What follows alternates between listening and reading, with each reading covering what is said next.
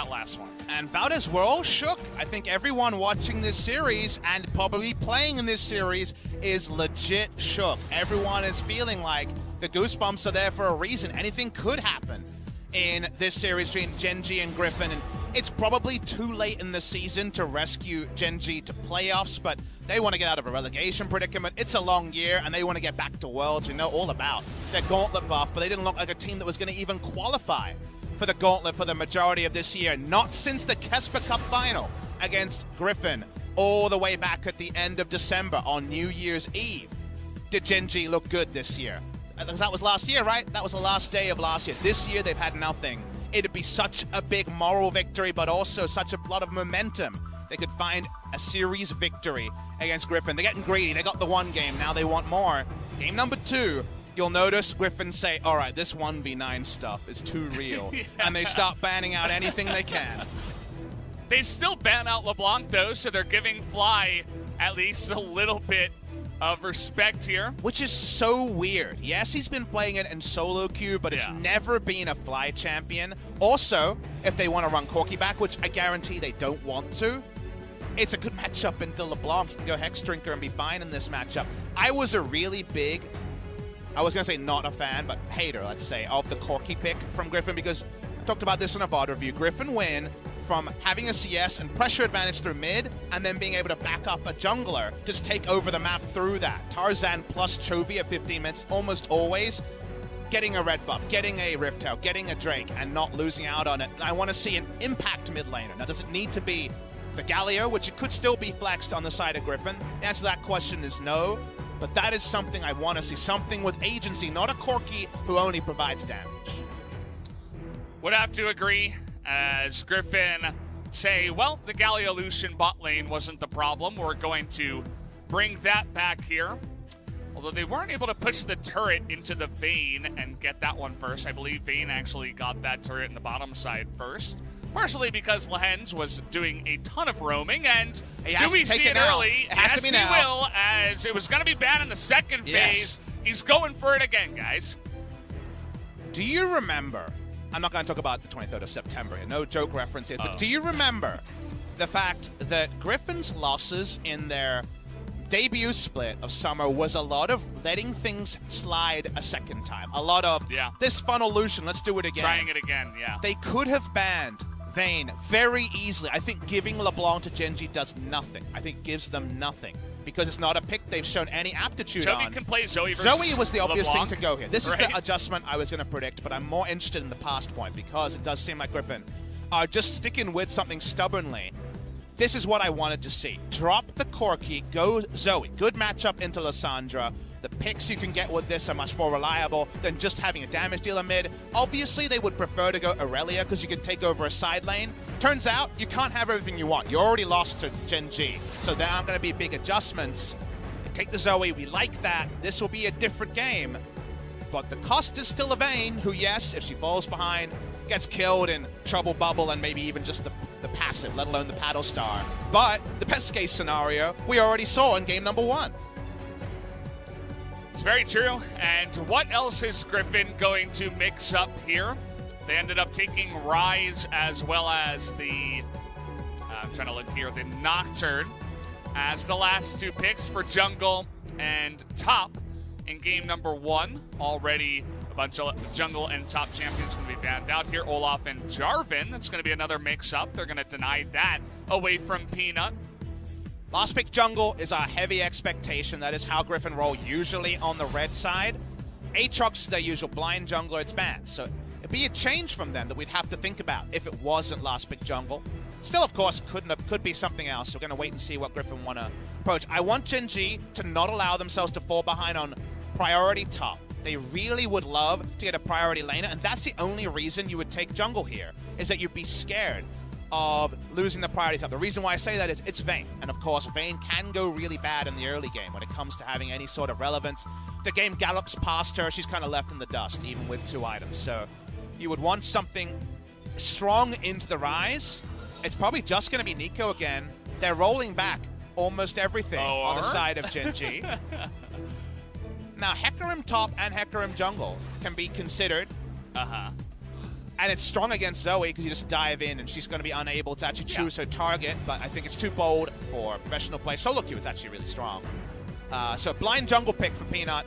Lee Sin is up. I think you just take Lee Sin here. It's the safest choice. Zach's another one for him. But that is a wait-and-see champion, and you already have a wait-and-see AD carry, and what if Zach gets invaded like so many Zachs have historically, and Vayne never gets her items?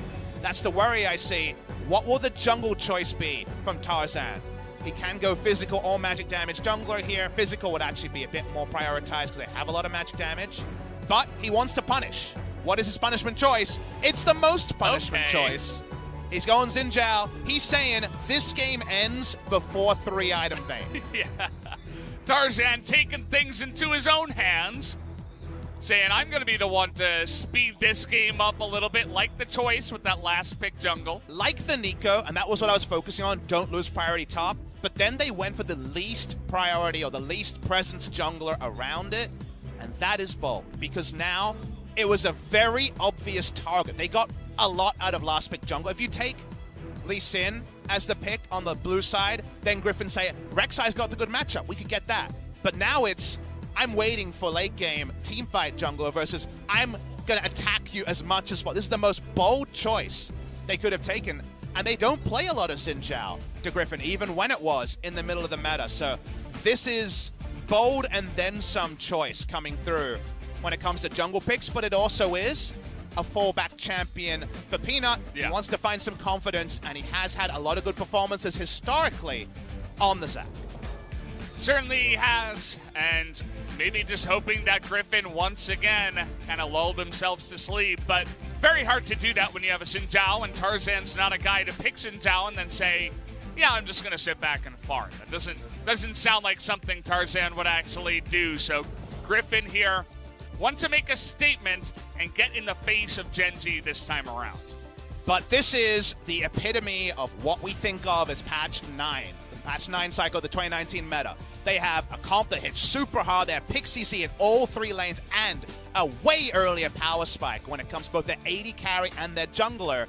This comp should annihilate Gen G pre-30. But the what if for Gen G fans is if they look up and it reads 35 minutes, something's gone really right.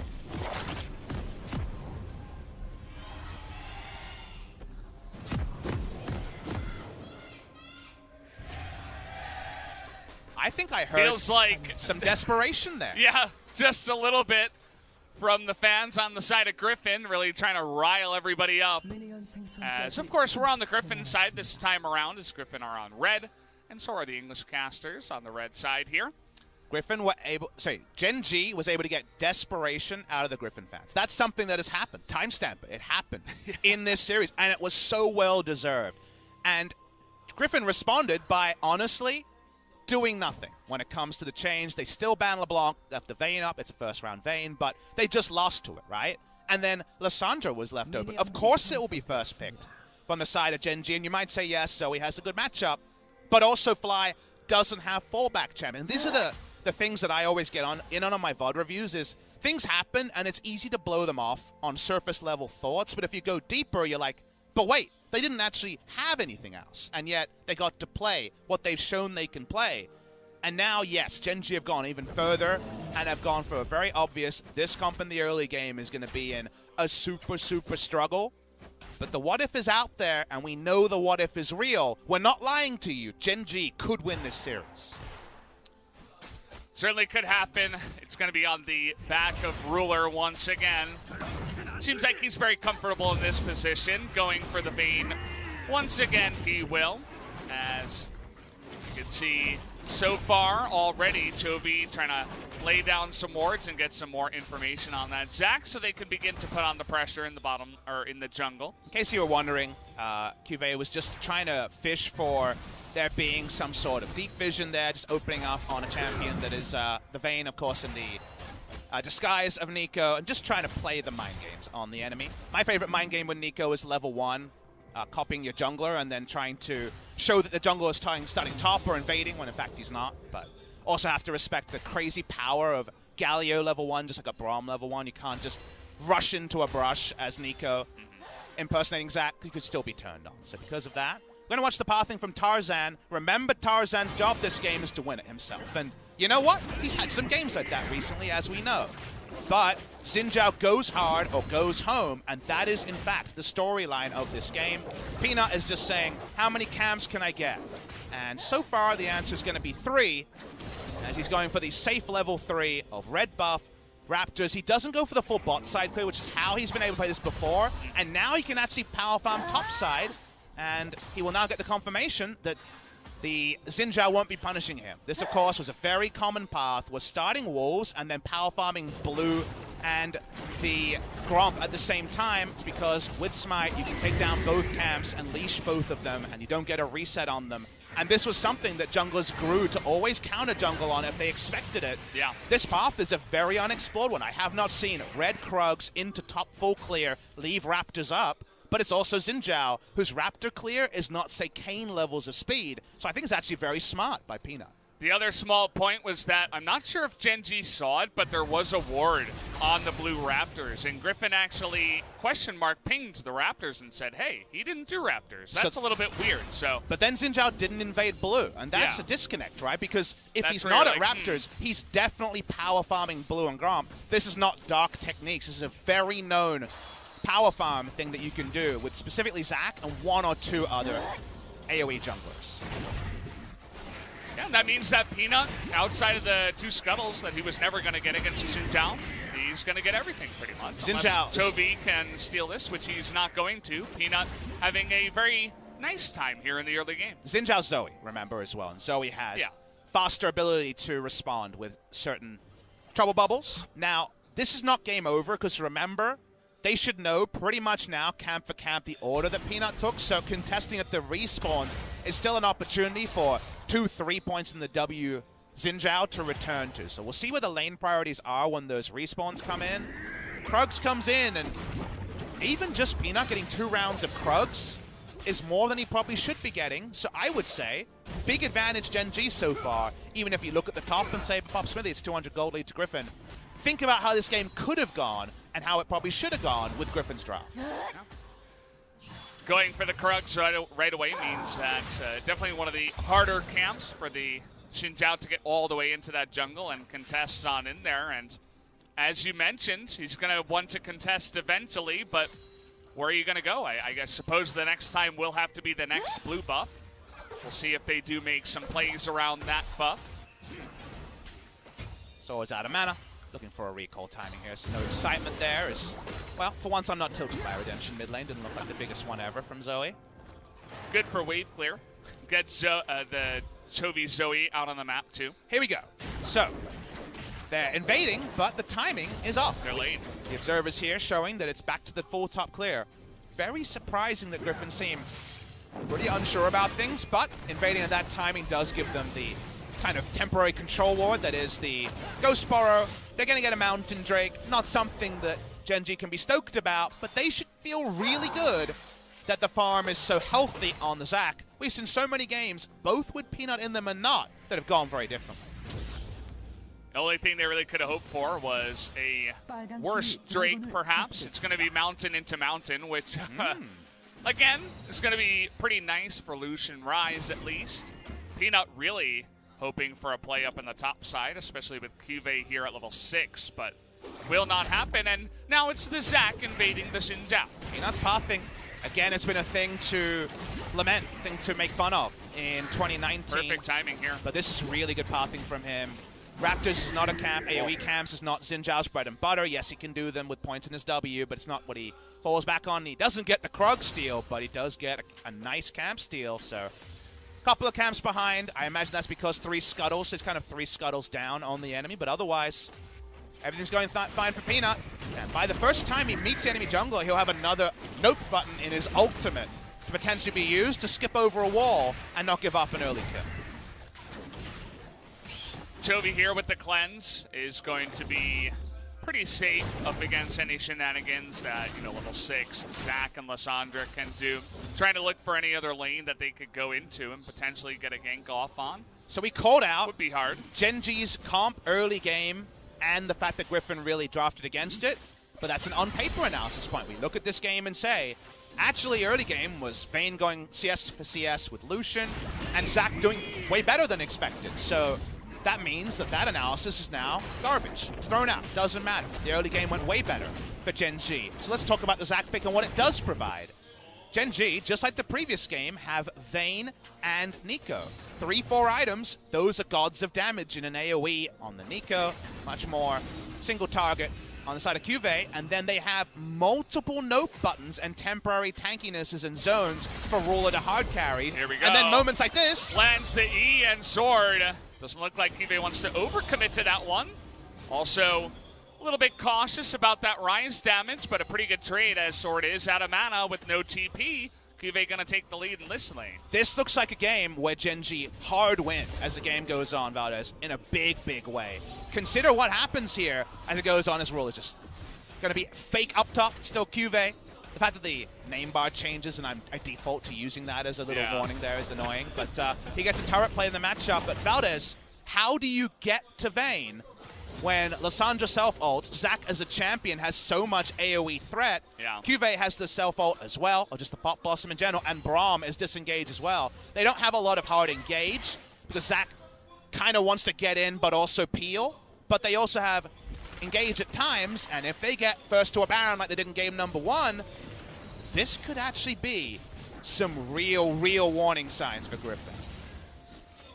You don't want to lose your first series to Gen G. Nothing against Gen G, but they're in 9th place right now. If you were going to lose the series, SKT, that would have been a good one to lose. Maybe even, you know, drop an extra game to Sandbox or something like that. But up against Gen G, that would not be a good look. You know, maybe they were over-preparing for the SKT series, came in here a little bit sleepy, and Gen G just have their day.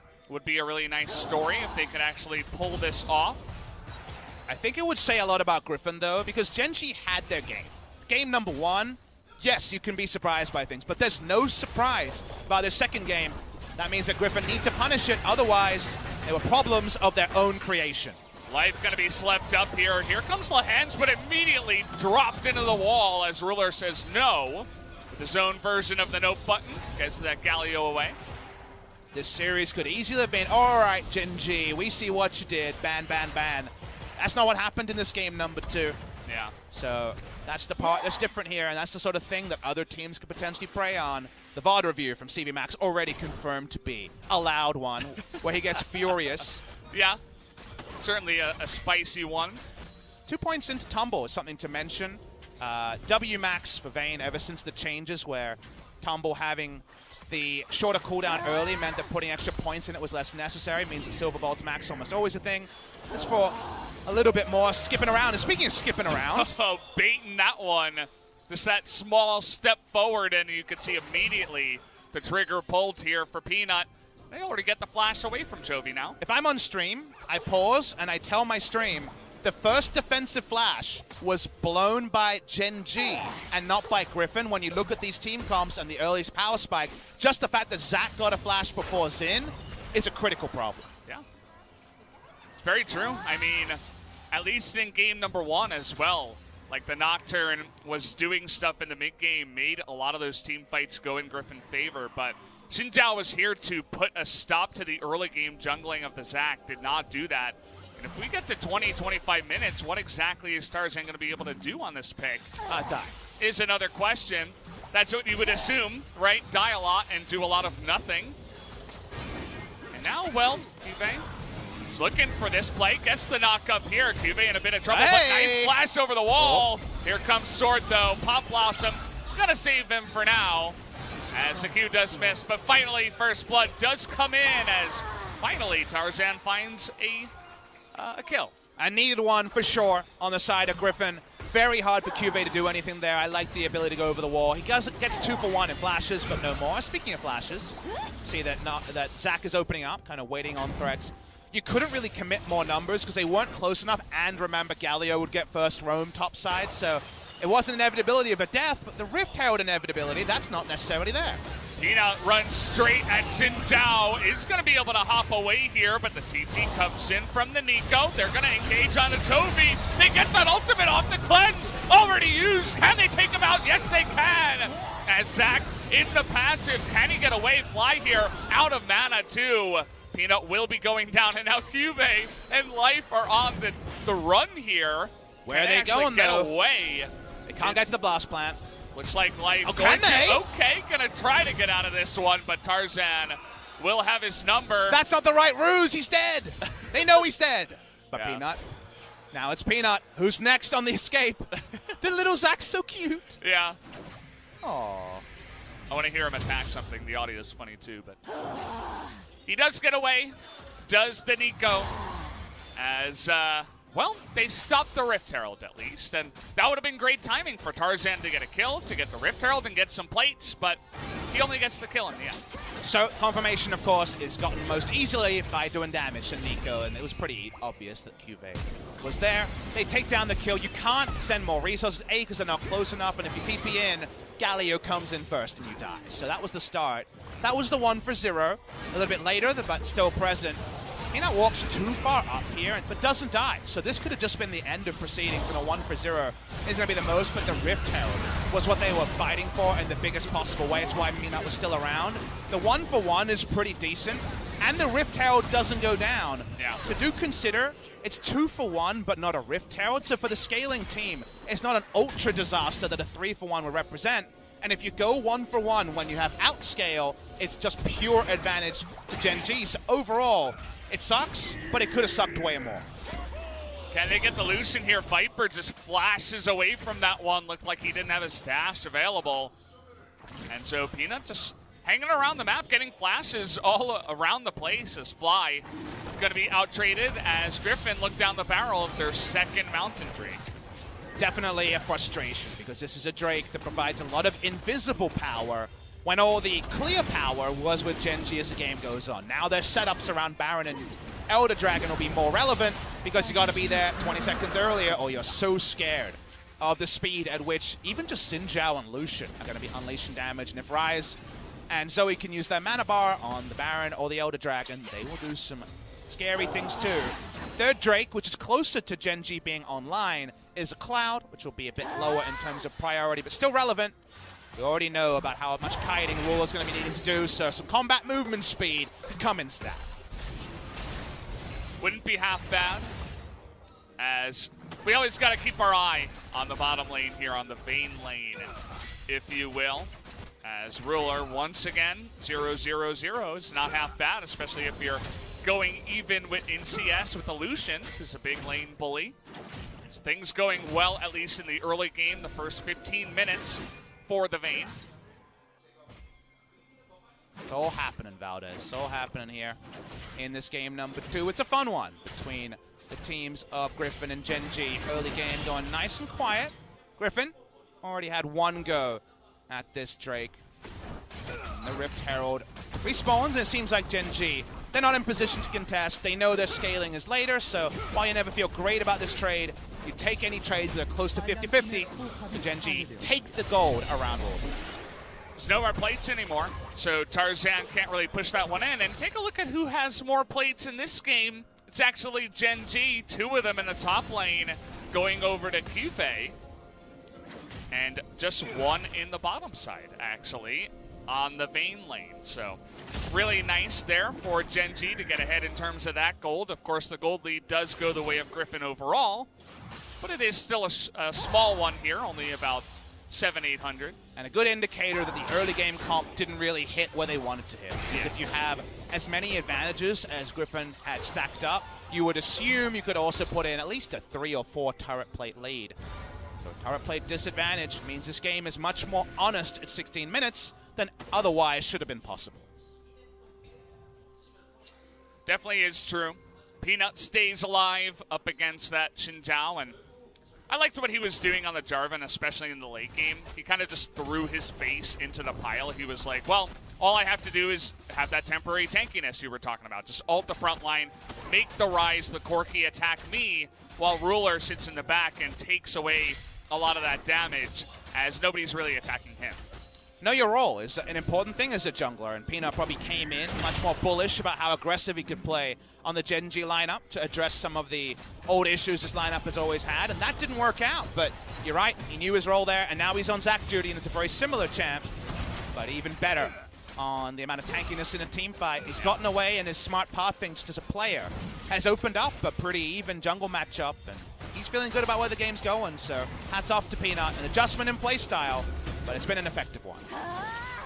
2-on-2 here in the river. Peanut not going to opt into that trade. Still down a level on this Indao, who's 2-0-1. 100% kill participation so far for Tarzan, even if it took him a little while to get things going.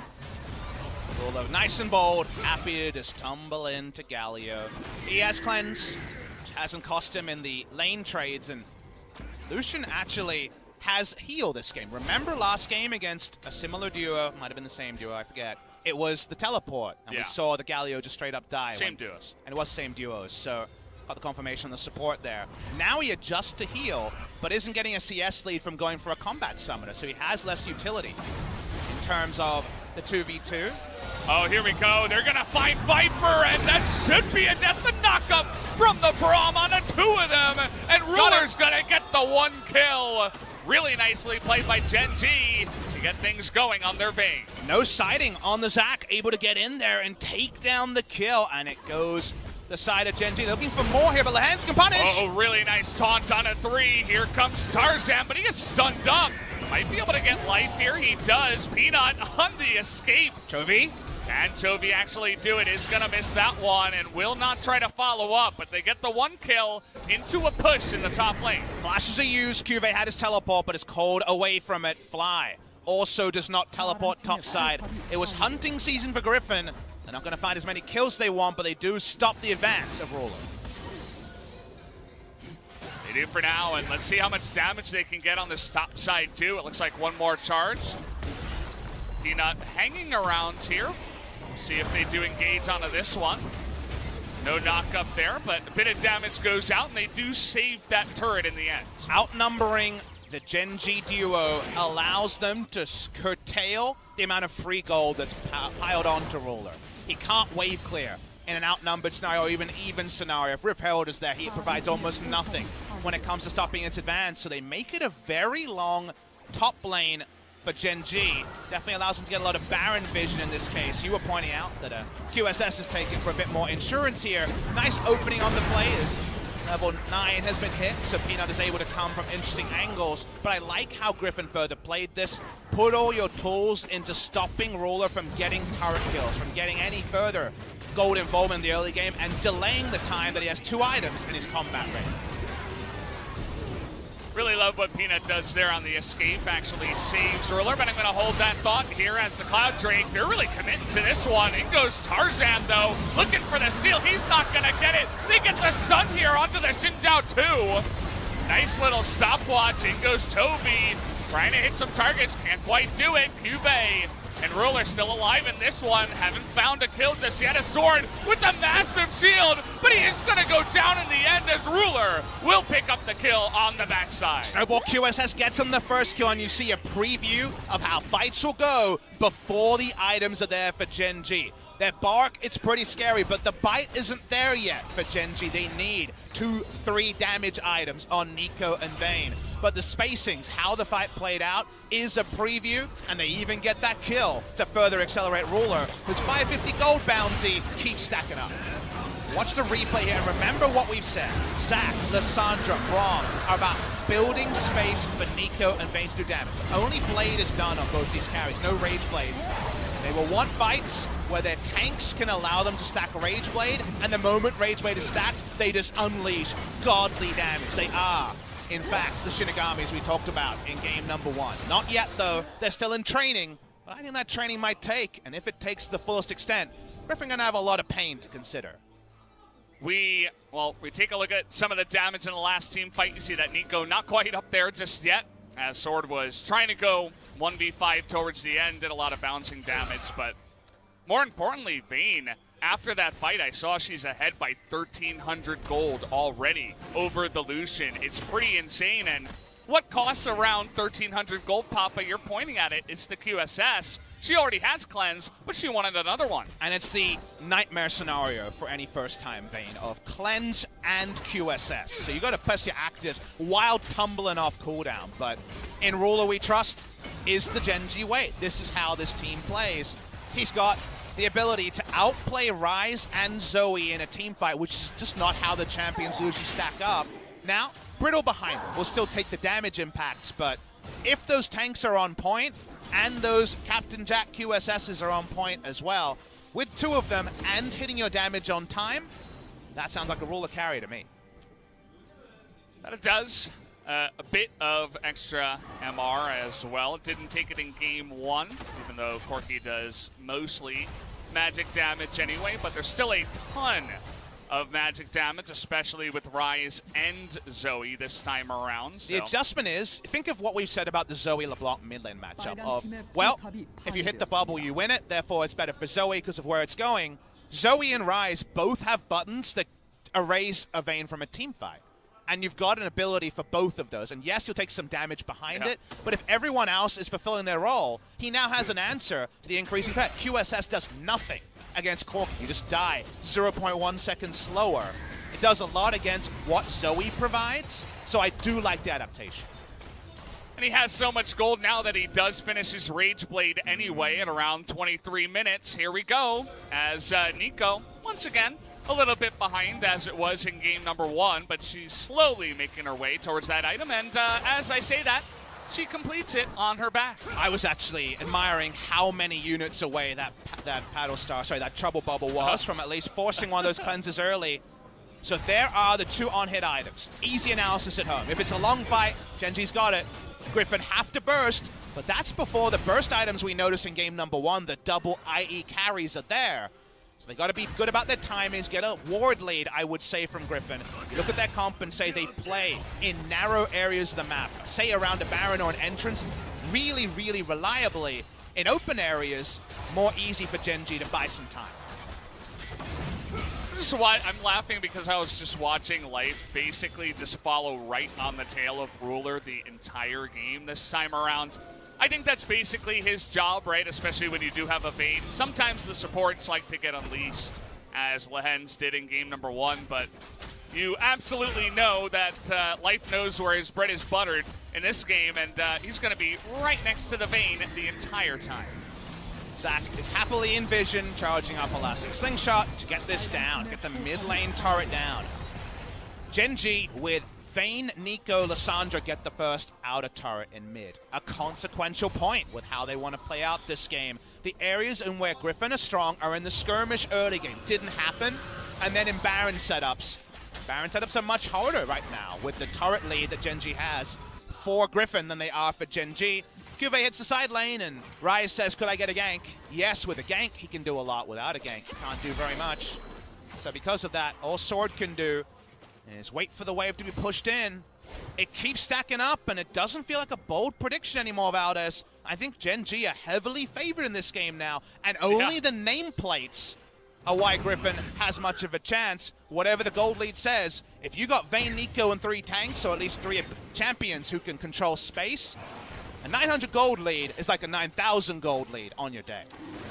And as you mentioned before, I mean, Griffin could have just banned Vayne, right? They were on red side. They banned out Kalista. They banned out Tristana. Understandable, but then they banned out LeBlanc. And that's the one that we don't understand. And, well, it's going to be a fight from 2 non-junglers over the Mountain Drake. Who's going to get it in the end? Who has the burst? Looks like it's Ryze as 3 Mountain Drakes go the way of Griffin.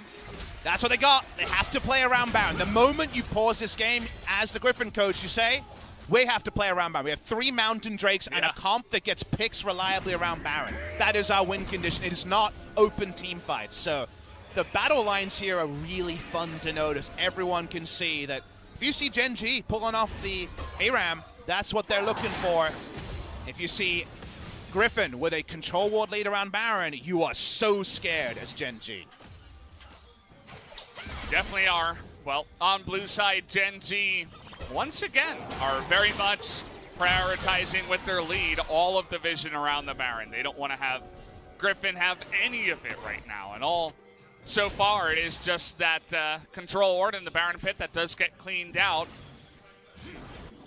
Now the fun begins. Can Genji consider going for a similar Baron that they did in game number one, where they kind of just hop on it. In game number 1, they had triple Ocean, which makes it a little bit easier to sustain even without that traditional tank. But this time they have a Zac and a TP's coming in.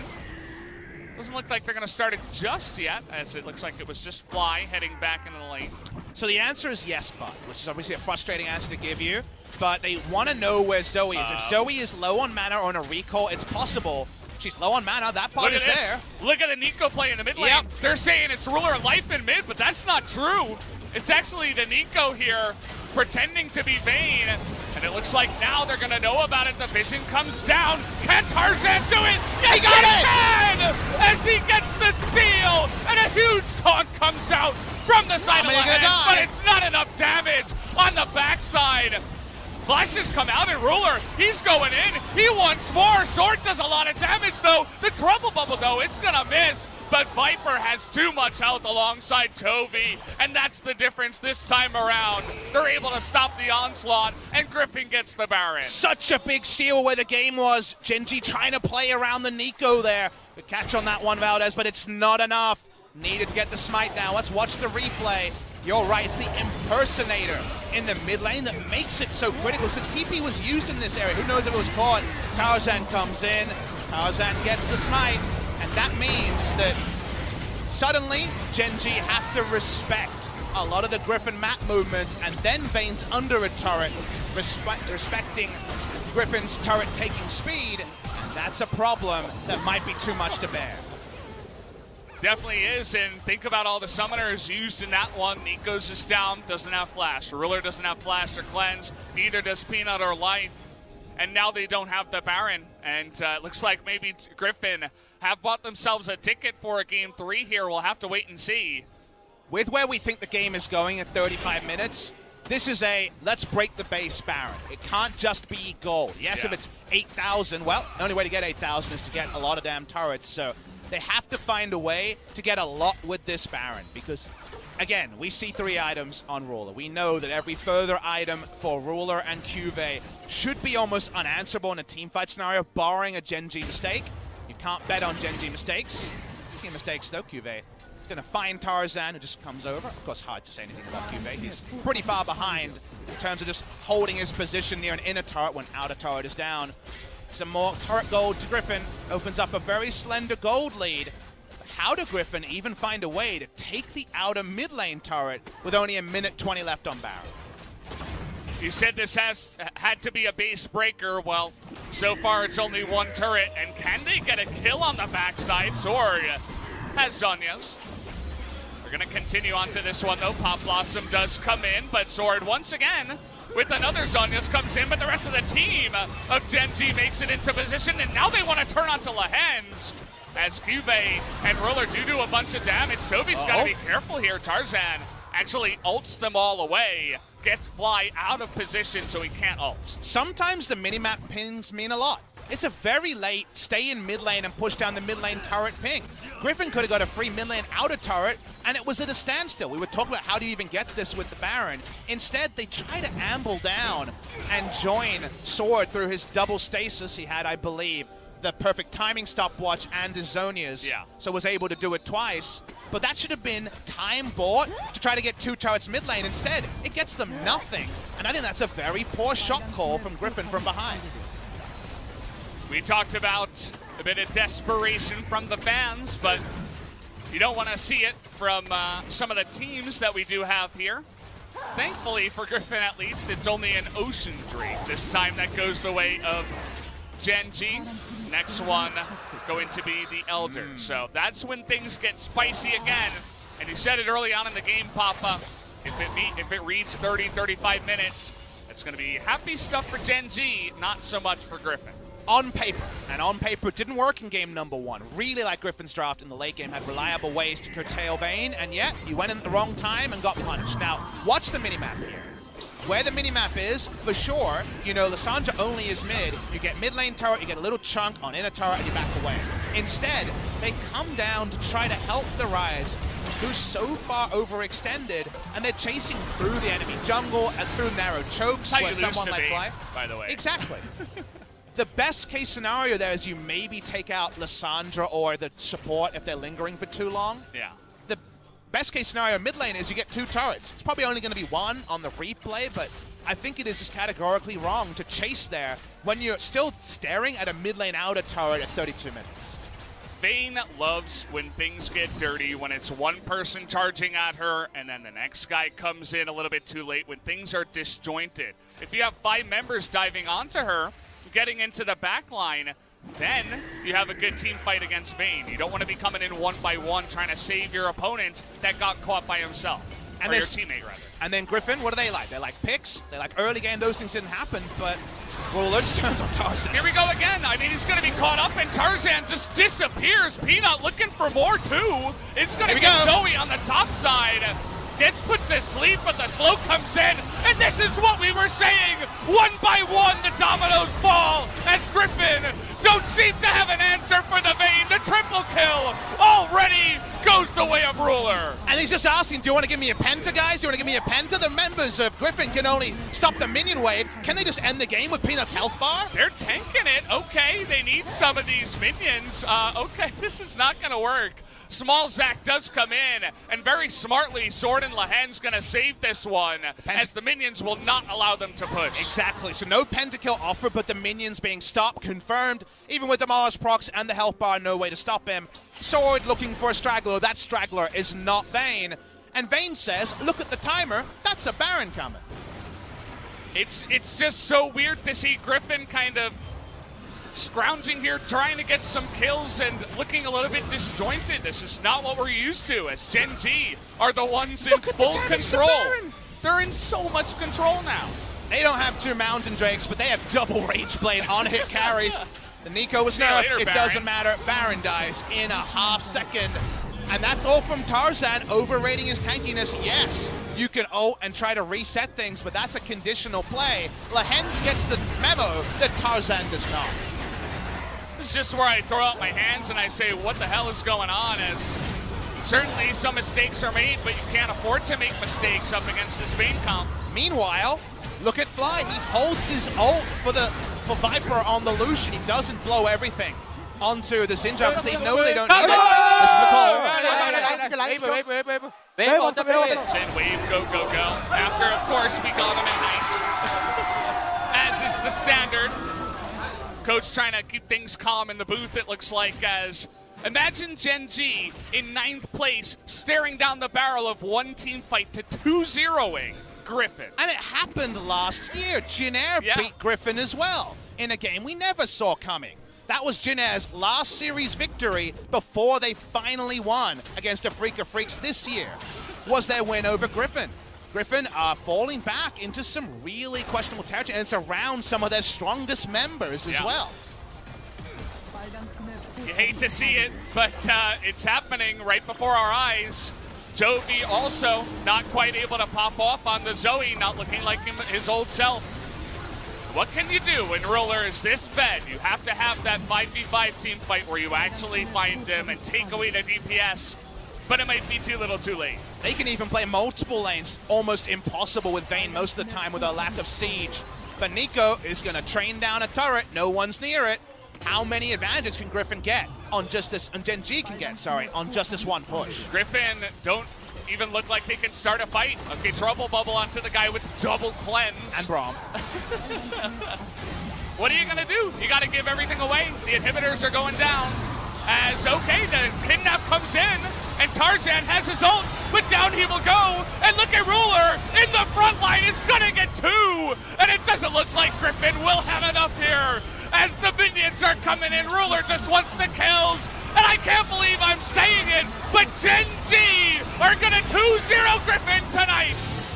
It's a well-deserved victory for Gen G, and you can only imagine how much this means to the org, to the players, laughed at every single corner in 2019. They're able to pick up the victory. It's through the 1v9, and the coolest thing to say about Griffin is they should have seen it coming. They knocked them over the head with it in game number 1. I know. And Griffin said, please, sir, can I have some more? That's not how it works, Griffin. If you ask for some more, you just straight up lose. And a famous victory for Gen G that might not mean a lot for their playoff aspirations, but if it gets them away from relegations and it gets them out of their 2019 funk, It may have come 2.5 months too late, but man, will they appreciate it. What a well-deserved bow to Lolpar.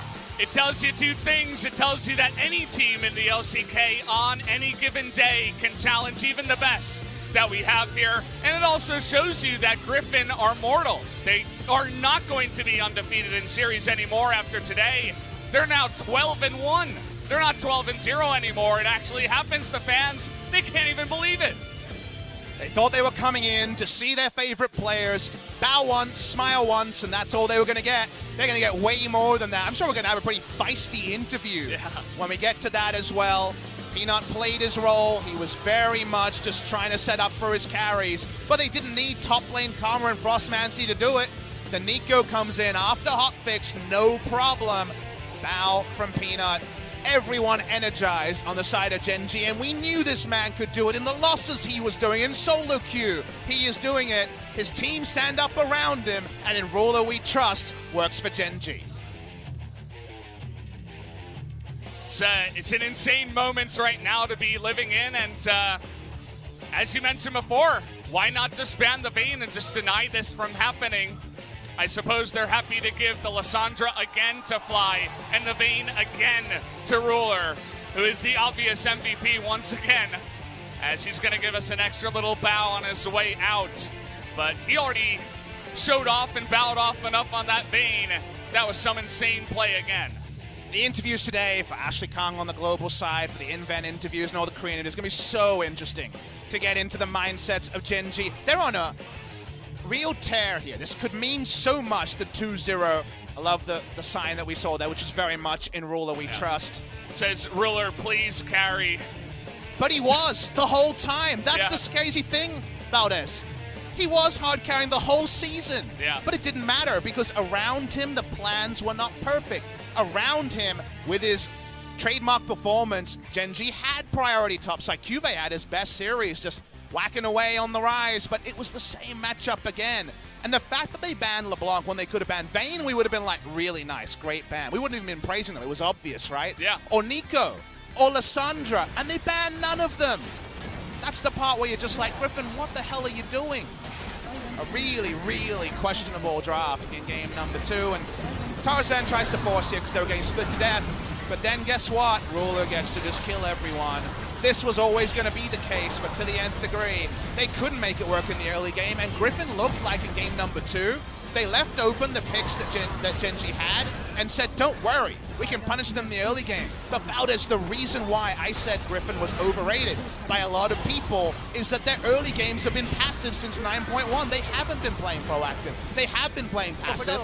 And of course, you can sit there and say, they can play all those champions. Of course, it's easy. Let's listen to the call here. 달려 너플 라이즈 죽여 라이즈 죽여 라이즈 죽여 나이스 잘했다 You get in the raws there. You don't need translation of this. 나이스 잘했다 Kill their eyes, 잘했다 kill their 진짜 eyes. And then nice. But Valdez, they looked like a team that weren't practiced and ready to play an early game comp.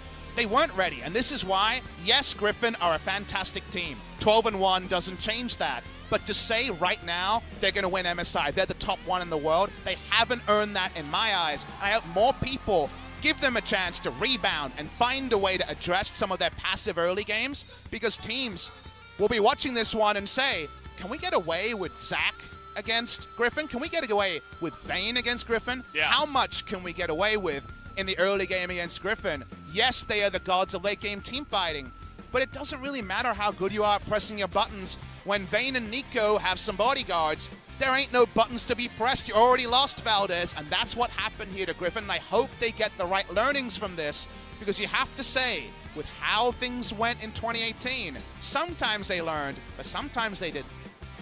You just think about how many series they tried to force Lucian funnel, and you definitely are reminded of that in this series. You just think back to that moment and you tap your head and you're like, oh yeah, Griffin were that team to, just get stuck in their own ways and be overconfident that they were right about this one little thing, and seemed like they thought not banning the Vayne and other picks was the right thing to do. And they tried to draft here for an early game to get ahead of Peanut and all of the greed in their composition, but they couldn't even do that. They did draft it, they just couldn't play it. They had no threat onto Zach. He was getting bonus camps from the enemy jungle. And what I want people to understand is, and I think people always underestimate this because they just read the question like Griffin are overrated or Griffin are underrated. Griffin are an excellent team, but they're not the finished article. No one needs to be 13 series into an 18 best-of-3 season and then playoffs and then MSI.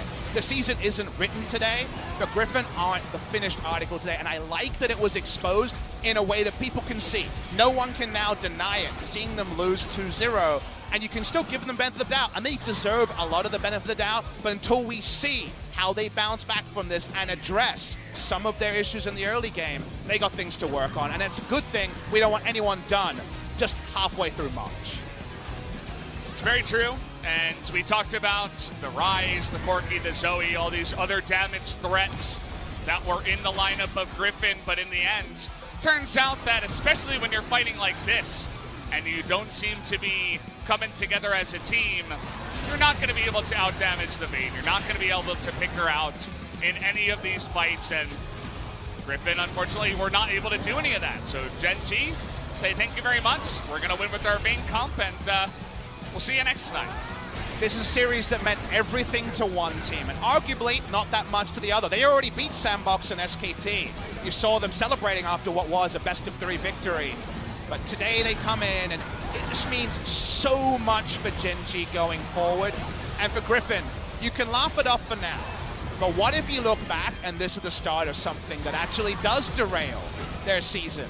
I don't think we should assume anything about where LCK is going in terms of the overall victors of the season, and maybe even who will represent the LCK at MSI. Famous victory for Gen G. Ruler does it again, and this time he doesn't need the dramatic fall off in the late game. We said wait till 35 minutes. Guess what this graph says? They waited, and they waited pretty gracefully, all things considered. That's basically the second 30 minutes comes in. It's like, oh, hello. Nico and Vayne are here to play, and we talk about Nico and Vayne. Obviously, Vayne doing a ton of damage. Nico most of the time just split pushing in this one. And nobody on Griffin able to quite reach the level of the Vayne damage. And says, I think it's like 1 million Teemos are cheering for Gen G, something like that. That sign that we saw earlier that I was only able to translate half of, the bottom half was like, for some reason, it feels like a dream of a dream, but it feels like Gen Z are going to win today. And does feel like we're living a dream. All the things came right together for Gen Z, and they actually, not 2-1, but they 2-0'd Griffin tonight. And it gives us, as casters and viewers of this league, something as Peanut. We're picking up the MVP here, had a very good performance on Zach in a hard matchup, so I guess that's why the voters voted for him. I think we would have thought Ruler, but can respect the fact that we get to talk to Peanut. But Valdez, now we have a what if about Griffin. Now we have questions of Griffin that haven't needed to exist previously. And that means that the assumptions that we take moving forward makes every further series more hype, because we can't just plug in Griffin 2-0 every time they play. It's very true. Makes them look mortal, as I said before. And yeah, it does feel like Ruler kind of got robbed on the MVP of this one. Peanut especially. Some mistakes in this one alongside the miss smite, but I mean, we are going to get to talk to him, so I suppose that's that, and I'm sure a lot of people want to hear from him and his struggles so far on the side of Gen G, so either way, we are going to get into that interview right away. So I'm going to hand it over to G-Sun, who will help us out with the translation of Ruler and Peanut's interview. Thank you very much, guys. This is G-Sun with today's interview translation. And Gen G stopped the undefeatable Griffin today. Congratulations, Ruler and Peanut. It was a perfect and fantastic gift for your fans. How do you feel right now, Ruler? 일단 1등 팀을 이긴 것도 너무 기쁘고. Well, I'm happy that we took down the first place team. But what's more important that our performance was really close to clean, so I'm really happy with that. Peanut, this is your first MVP. We missed you a lot. 저도 여기 자리가 어떤지가 너무 궁금했는데. I also wondered what this place would look like this MVP interview, so I'm really happy. And especially you got the MVP on the day you took down Griffin. How do you feel right now? 전승을 달리고 있던 팀이라. Well, Griffin was undefeated and we were on the 9th place, so we actually didn't expect this result, but we did have a bit of a confidence that we can take them down. But this 2-0 clean game, I'm really happy. 네, 그럼요.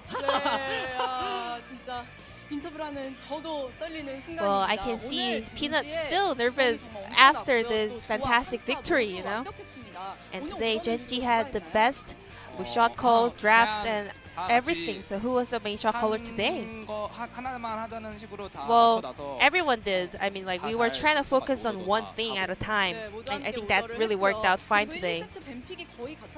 And game 1 and 2 had a very similar draft. Was that prepared for today specifically? Well, it was more like we were trying to go with champions that we were confident with. Well, especially your Vayne. A lot of crowds were cheering for it. I mean, even though she is buffed, but you know, it's a very risky pick, you know. Well, for the champions with a weak laning phase, they need a good pilot. Yeah, I mean, the player playing the champion has to be good. That's all I can say. And Genji, you guys kept playing Nico. So what are your thoughts on Nico as a team? On competitive games. It is one of the champions that QB prefers, and he's also good at it. And so we tried it in game 1, we got the victory, so there was no reason to change our decision. In game 1, we were curious about the Baron try. We weren't really sure that you guys were able to take that. So whose call was that? We all 5 had the same decision that if we just try Baron and open team fight, we knew that we were going to win. But Nocturne came in quite early, so we were able to take him down and also Baron. That was more like a very perfect team fight. Did you see the good angle? I mean, you just had to mind that we had a good draft, so we were able to win the team fight. So we have this highlight ready here. You had another quadra kill, so let's go through the replay.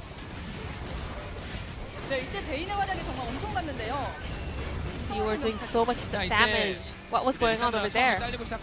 Well, actually Fly got cut out, so I thought it was a bit dangerous, but actually Griffin players were a bit coming in too much, so we were able to win.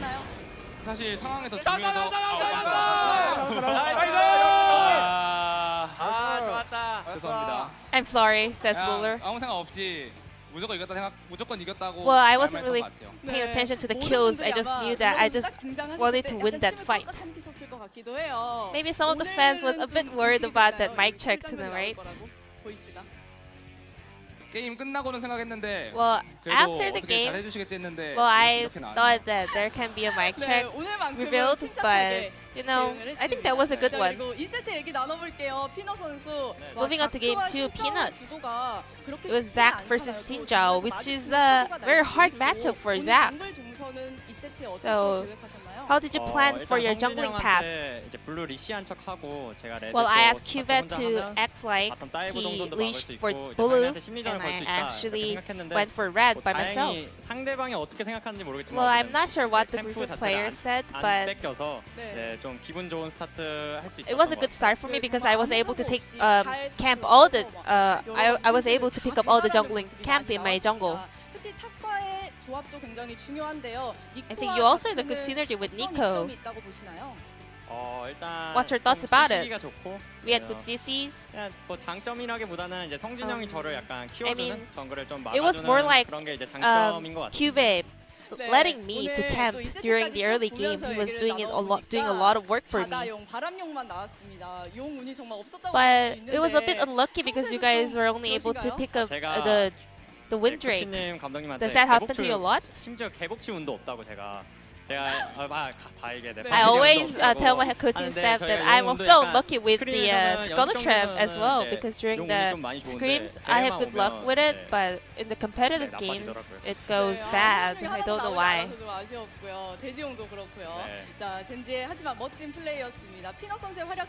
So we have another replay for you, Peanut. So this is almost the end of the game here.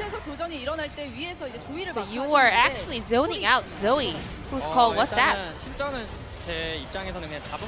Well, I knew that Sinja would be down so easily, so I was keeping my eyes on Zoe. But other players actually told me to back up in the mid lane. Whose call was that? Is that Ruler? Yes, it was. Well, I mean, in the end, it all worked out fine.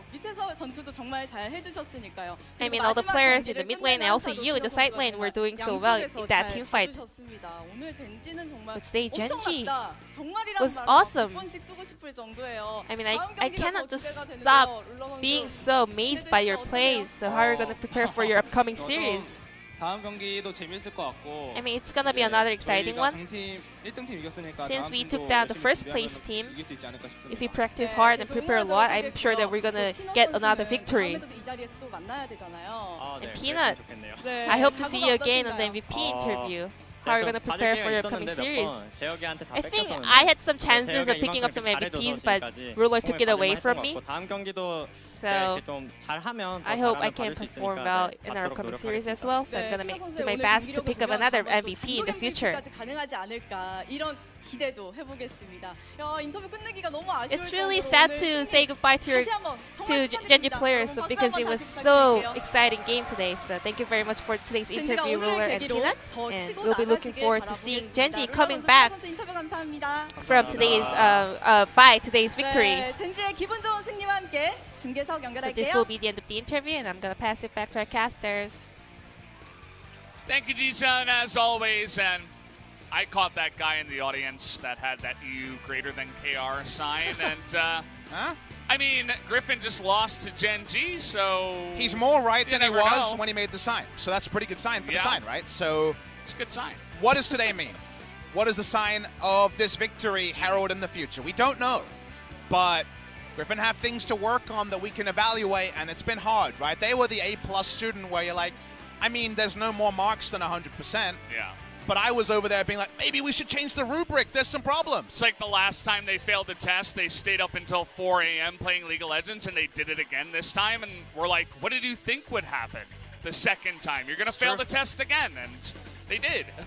It's kind of sad to watch at the same time, but I mean, you got to give props to Rulers and the guys over at Genji. They found the weakness, they drafted it well, and they played it well, and they absolutely deserve the wins.